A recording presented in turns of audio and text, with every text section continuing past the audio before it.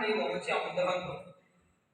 教门的基础是金正年，金正年的意思是除了安拉外绝无英雄崇拜的。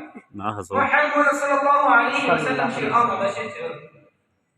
金正年的目的是安拉是万事万物的创造者、掌管者和统治者。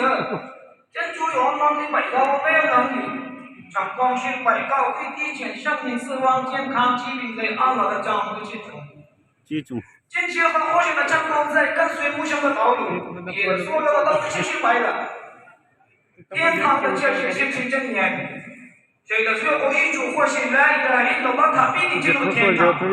母兄说：“凡喜爱我相信的人，却一起爱我；凡喜爱我的，必将同我一起进入天堂。”礼拜是我们接近安拉的一种方式，同时也是从安拉的宝藏那里获取一种福气。百光其实的能小，百光能使我们的心充满光亮。